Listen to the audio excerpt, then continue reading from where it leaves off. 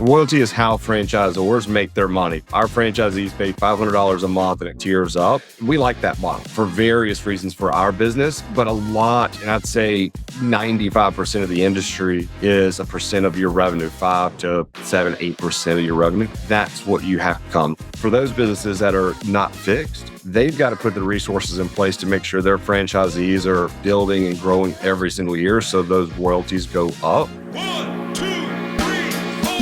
Welcome to the Small Business Mentor podcast, where we shine a light on the black holes of business growth with your host, Alan Pence. In each episode, we explore the leaps and bounds entrepreneurs make as they push their businesses beyond the 1 million mark into the realm of professional sustainable growth. Stay with us as we navigate the journey from brute force to finesse.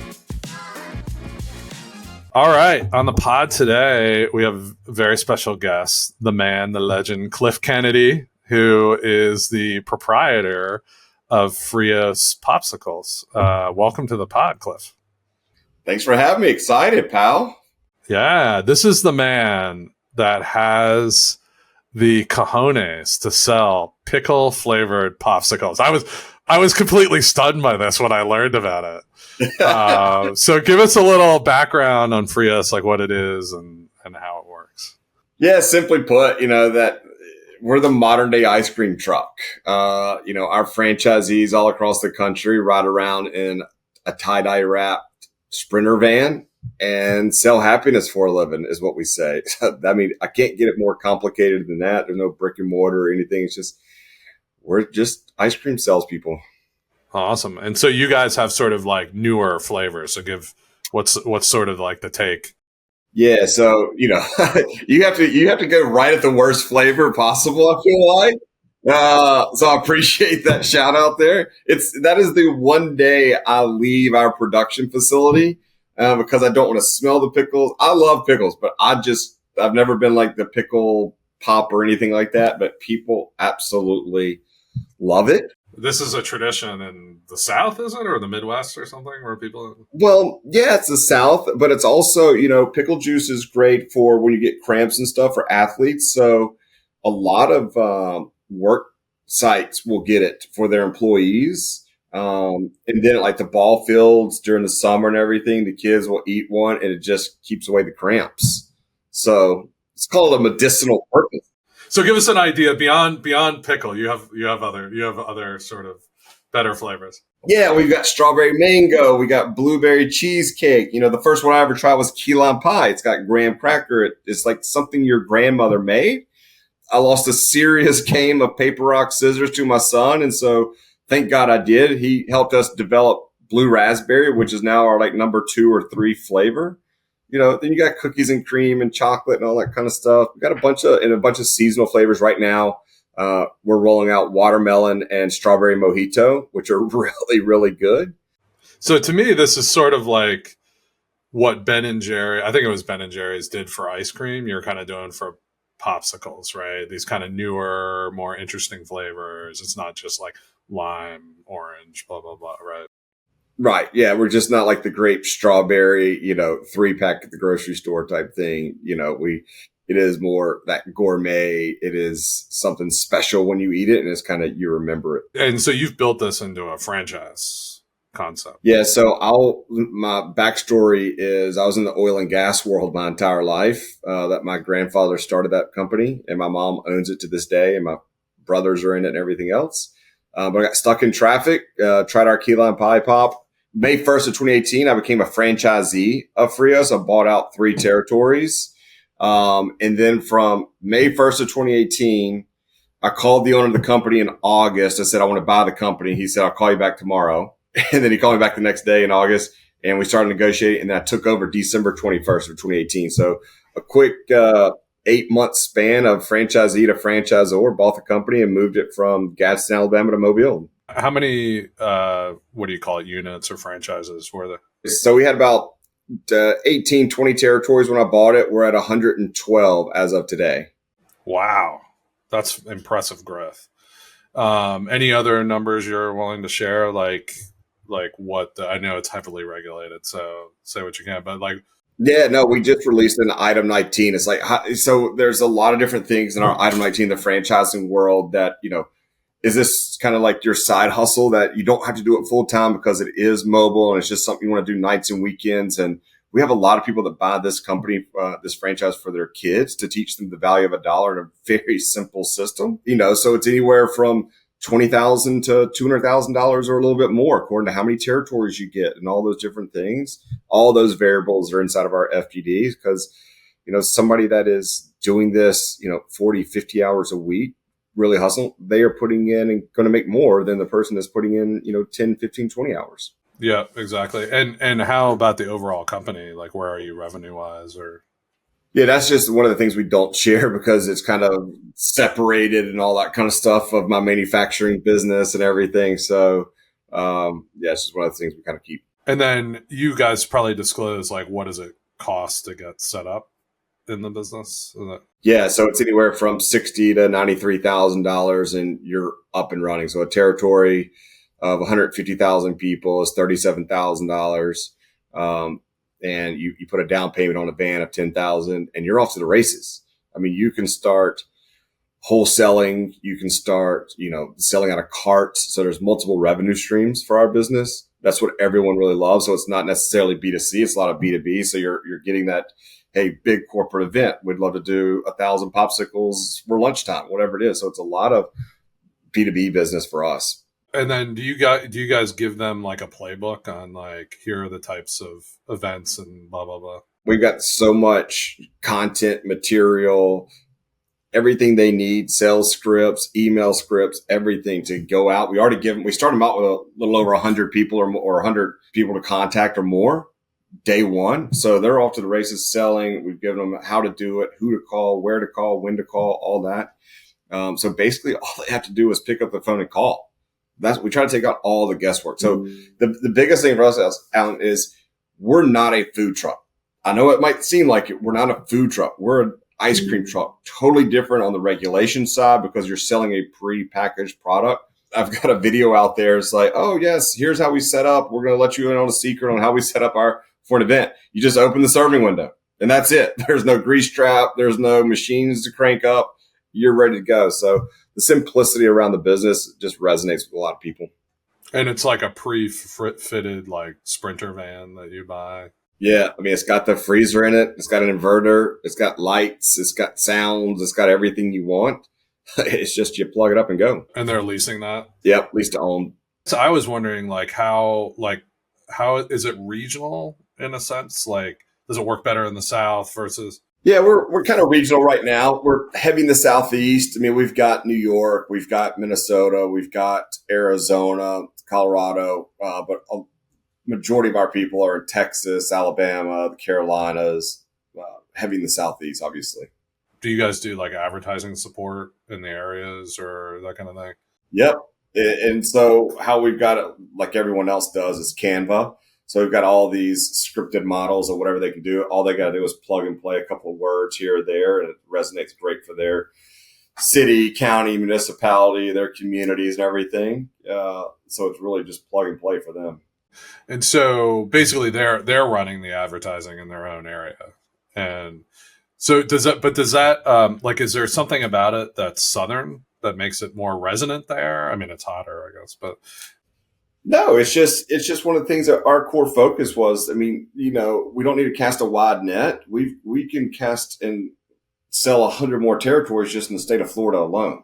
So I don't need to go to California. I don't need to go to Oregon, all those places. Obviously, it's a distribution nightmare going all the way out west. So as long as we stay in our core area of these 22 states that we're in, and we can expand a little bit more, I mean, we could have 600, 700 territories across the country in the next couple of years just by staying here. So what happens if like Kroger comes to you and they're like, we want to sell these all over the country because we love them? I say no. So you've made a choice with the business basically by being a friend. Yeah.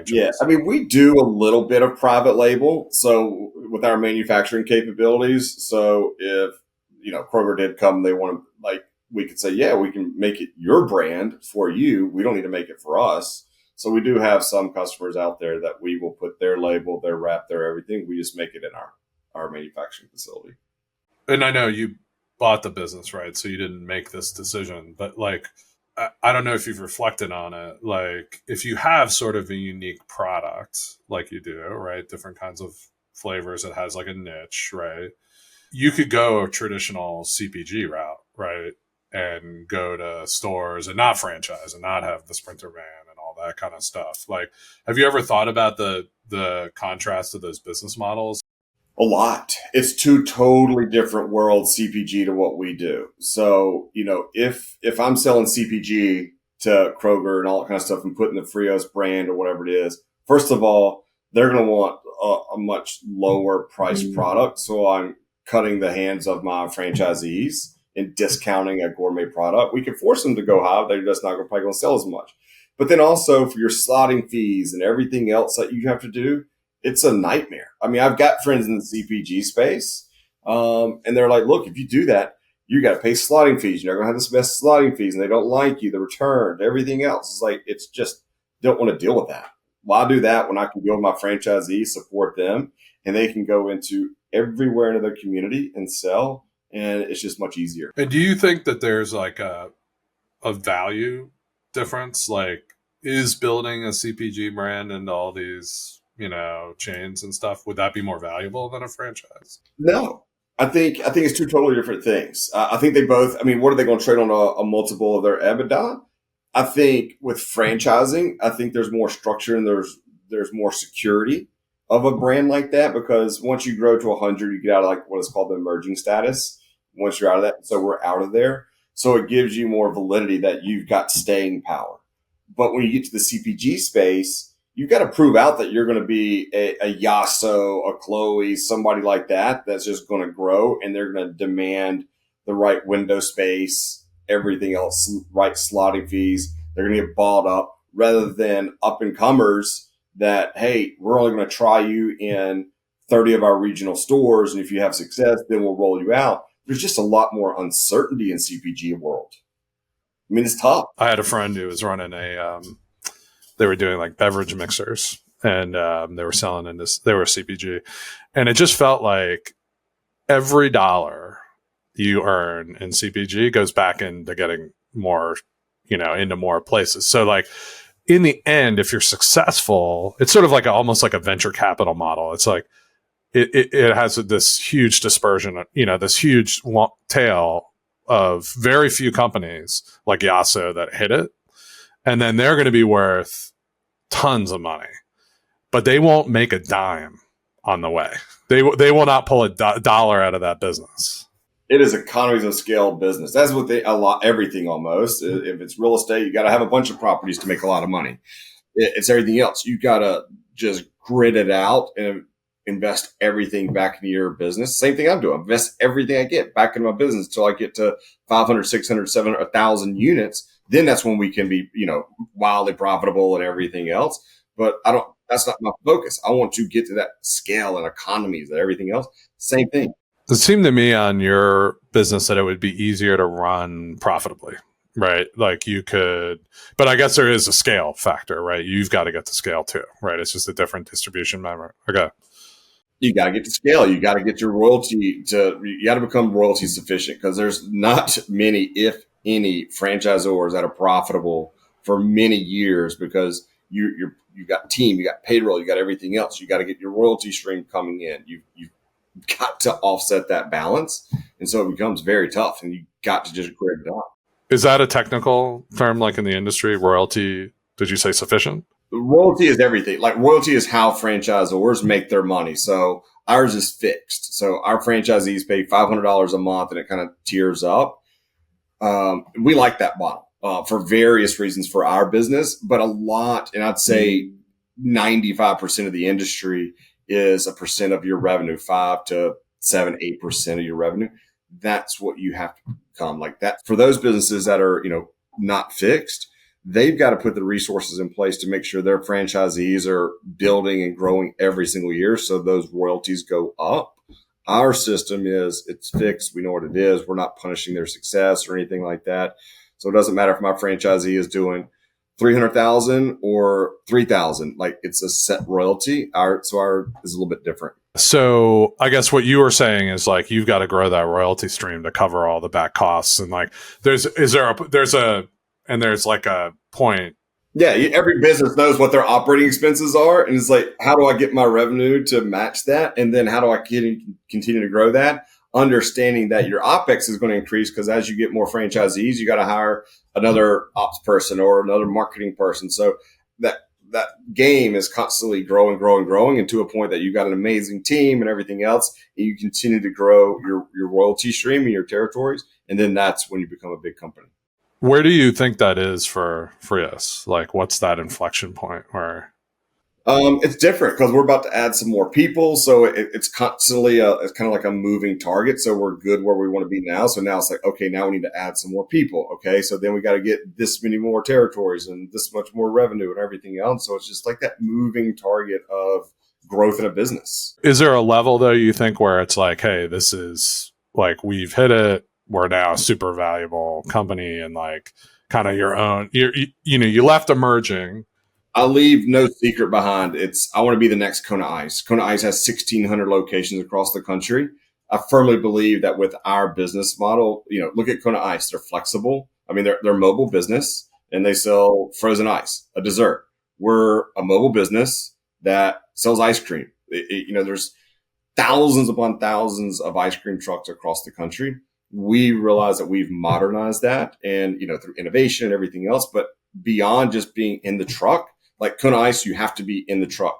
You can't wholesale shaved ice. We can wholesale. Go to your country club. Go to a resort. They buy tons of cases from our franchisees. So we got added revenue streams. So I just think we could be the next Kona Ice. I love that. So 1,600, like getting to 1,000 sounds like maybe that's you're like at scale kind of thing. There's less than probably 1% of franchisors in the world are at 1,000 or more. So yeah, you're going into rare air. But I just firmly believe we can do it. And so for you, the real crucial thing is recruiting franchisees, right? That's your game. That's everyone. I mean, that's the nature of this business. I'm not saying it's cutthroat, but we're all looking for that person that wants to be an entrepreneur and get them into their bit. Now, as we tell everyone, as much as you want to be a part of this company or Frios, we got to make sure you're a right fit. So it's that due diligence that we're doing and with discovery days and everything else and making sure, hey, look, we're not just bringing anybody in and it's just an open door and saying yes to everyone. You still got to be the right fit for us.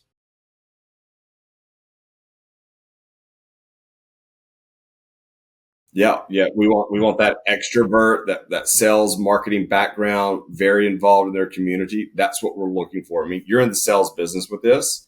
So getting out in the community, putting that smile on your face, showing every one of our, what we call happiness hustlers, once they get involved in the community, they're like, oh, you're the Frios person. You're this guy. Like, you're the one that has pops. Like, you instantly become the most popular person on the street. It's like, I used to bring Frios home all the time. I've got 3 kids, 10, 8, and 5 right now. And, so I'd bring them some home and they'd always want to eat some. That's great. And all of a sudden I realized, like, man, just brought like 20 popsicles home. They went pretty fast because, there's 15 bicycles outside my house now. Like, all of my friends, like, I went home one time. My kids, I knew weren't there. I think they were going out of town with my wife or something. And, some of their friends showed up to the house and they were like, hey, are your kids here? I was like, no, they're out of town. They're like, oh, we weren't really here for them anyways. Can we just get a Frios? I was like, this is my problem. That's when you decide I'm buying the company, right? Yeah. So the profile is somebody who's like maybe involved in the schools, the church, the whatever, teachers. Yeah. Okay. Teachers are great because look what happens during the summertime. Teachers are out of school. When's the perfect time? They've got the connections to the school and everything else. They can offset that income that they get. Hey, perfect. Let's do this while we're out during peak season. And so that's why you guys need to charge that minimum, right? Too, is because you can't give a territory where it's probably variable on how much they do because it's like how many times they go out. When I bought the business, it was a 5%, but I just realized saying, hey, look, let's not punish people's success. Let's flatline this thing. And look, I'm sure there's cash involved and everything else. So while, reporting, all that kind of crazy stuff that happens. But look, I'm not going to punish your success. You know what's coming out of your ACH every single month. You don't have to worry about it. All you know now, it helps them out. It's like, hey, here's my fixed costs. Here's my van payment. Here's my insurance. Here's my royalty. Perfect. I know I have to sell X amount of pops to pay this, and then everything else is to the good. So it just helps them out run their business. Yeah. What's their monthly cost usually that they've got to cover?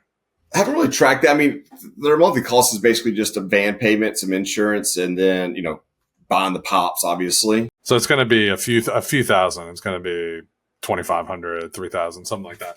And then they've got to go out and sell enough to cover that. That's interesting. And you said you got kids whose parents have put them in this?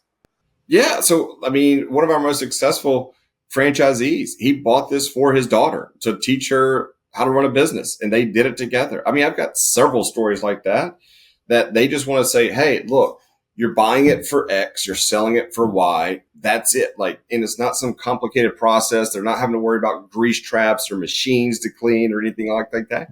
They're like, okay, this is fun. I'm already at my kids' ball fields during the weekend, and I'm seeing thousands of people.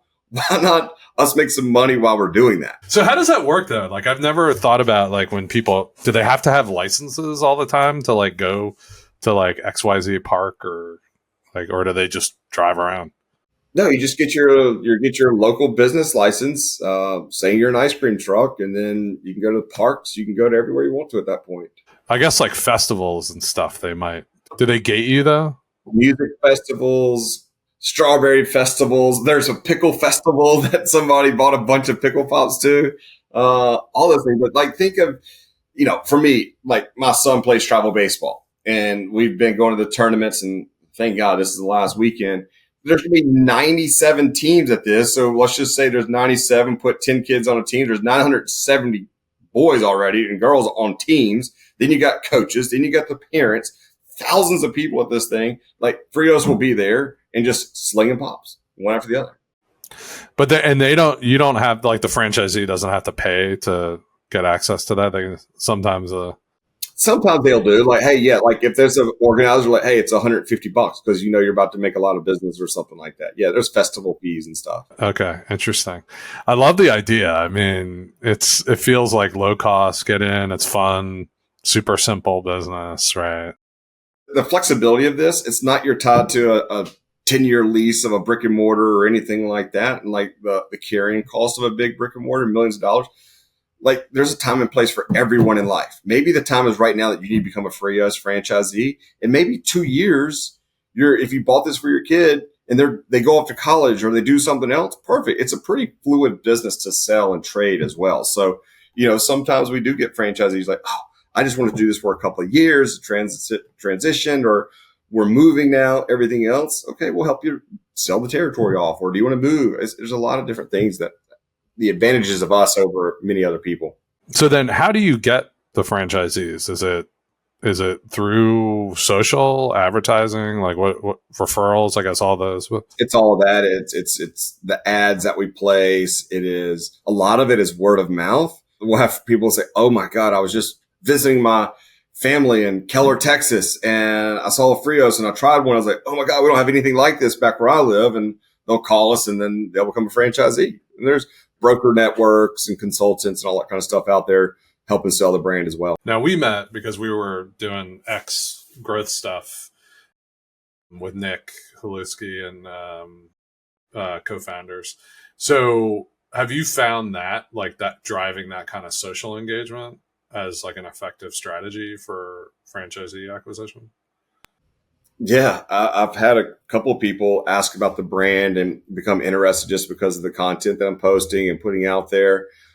It's a lot of work because it's me doing it, me responding, doing the engagement, but it's building your brand. And part of building a company is building your personal brand and becoming an expert in your field, so to speak. So the value of X and LinkedIn, especially, those are truly valuable in putting content out there and creating more engagement, getting people interested in your brand and what you're doing. And other companies involved, vendors will say, hey, I saw you doing this. Perfect. Let's talk about your product. That's fascinating that LinkedIn works for this. I would have thought this would be much more like an Instagram. Like it's very, I can see the pictures in my mind, right? But I guess there's some business people are looking for something to do. You got to think business people are there. Not all business people at LinkedIn are happy with their current job. And sometimes they're looking at what are people posting? What are people doing? So, yeah. So one of the things we both talked to Tom Hunt just recently, and I did a podcast interview. It'll probably post a couple weeks before this one, with a guy, Adam Robinson, who has really, he's a SaaS software guy, but he's really invested and I'm kind of doing a series of these where I'm trying to figure out what's going on with marketing and social. And so this guy, Adam Robinson, invested in LinkedIn. He's doing a lot of, they have like an author, or I can't remember the feature, but some kind of like new way of posting, right, that they want to promote. So he got really into that. He had the wrong profile for a little while, but then he kind of honed in. And so he started really hitting the algorithm, what it's asking for, starting in Labor Day. And then he built an audience until 2 months ago. And in 16 weeks, he's taken a new product he's got, SaaS software product, to $1 million ARR run rate in 16 weeks just from LinkedIn. Good Lord. So I think when I hear you, Cliff, first of all, this business is so compelling to people, right? And I could see the visual, the stories of the teacher who made money, the community base. I mean, it's just like America, apple pie. You probably have an apple pie flavor, who knows? But I just feel like social. And so what we were talking about is SaaS software seed funders are going to be where's your personal brand on LinkedIn? Because that's our customer acquisition methodology. We're not going to go pay for Google ads there, or it's like an arms race there, and it's completely a waste of time. And you're going to spend, $3,000 getting one subscriber, and you're now doing it for free on LinkedIn, and CAC is our customer acquisition cost so much lower. So I look at your business, I think it's the exact same thing. It's like the Cliff personal brand across whatever it is. It sounds like LinkedIn works. I'm not sure. Maybe X works or doesn't work. It all works. It's all a different voice, though. You talk differently on LinkedIn, and it's not always the same kind of content you're putting out on both platforms. I've noticed some are more successful on LinkedIn versus X. And so it's really just finding that voice and because it's a different audience. It's a different demographic, everything else. So sometimes you do have to change that voice a little bit, the content that you're putting out. But I'll say both are intrinsically valued in themselves. X has created so much value because look at where I am today. I'm talking to you. We met through a group with Nick and everyone else that we've met and podcasts I've been on. That creates a value over there. I think LinkedIn is more specific. I am talking to franchisees, franchisors, vendors in that relationship, manufacturers. LinkedIn has been valuable to me because I have found new vendors for my manufacturing facility, everything else. Has literally made and saved me millions of dollars in my business through LinkedIn. Now it's not free. It costs whatever it is, $900 a year, whatever it is to be a part of it. But I think that is the most undervalued investment anyone can make, is becoming the top tier with LinkedIn and paying for that and using it to your advantage. I guess hearing you talk, I'm this is a key investment area for you. And the grind of doing all that personally, I just think I don't know there are a few, this guy, Adam, was really doing it, but I think even he's going to have to go to an agency at some point. I do think you're going to have to look to get help with, taking your message, amplifying. And I think my message to most my podcast listeners is go start trying to build a personal brand and realize that it is a grind. You are not going to be able to do it on your own, and you need to find good partners who can ghostwrite, promote, understand the algorithms, help you stay on top of what's happening. I mean, it all needs to be your voice, but I think we need to recognize saying that a founder is going to be posting every day, every single day, 365 days a year, tweaking that content for the right thing in that platform. Come on.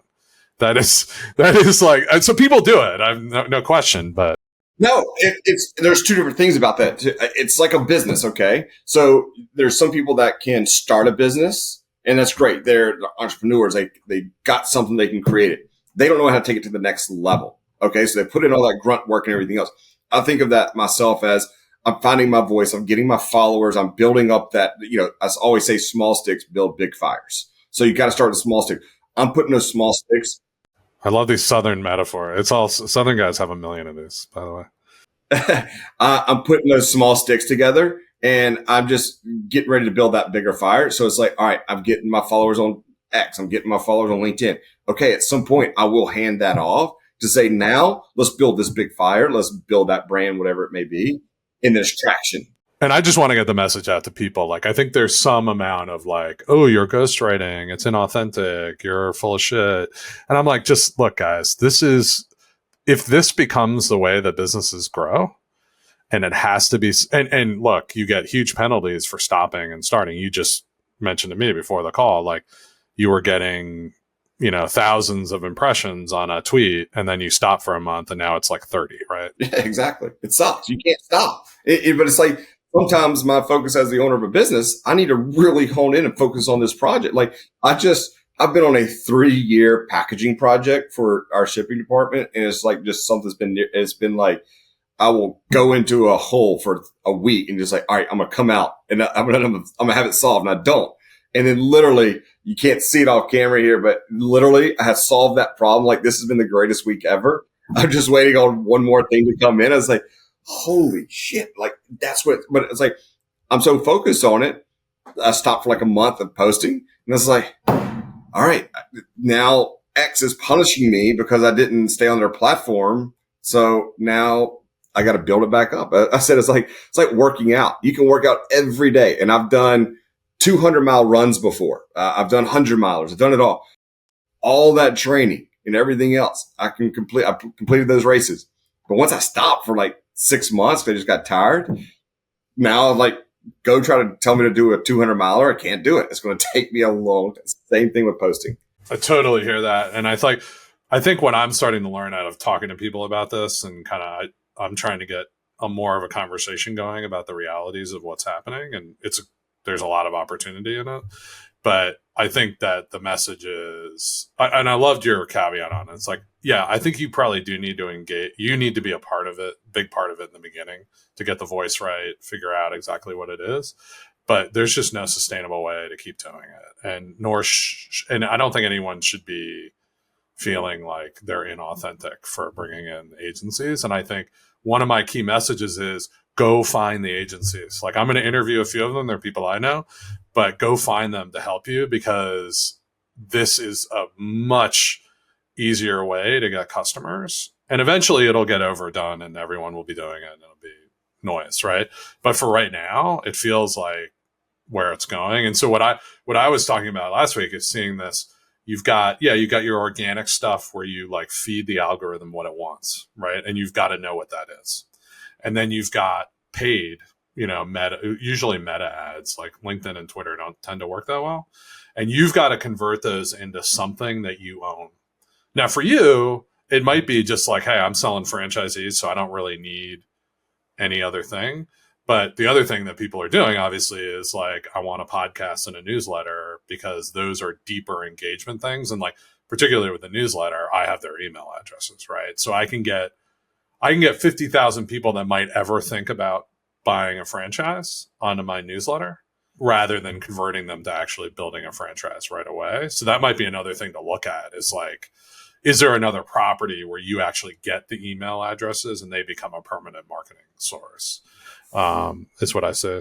It's all a game, and I love it. That's what I love to do. I'm sales through and through, and like hacking systems and everything else. Is like, look, I want all those things that Kona Ice has, the personalized app, all these platforms.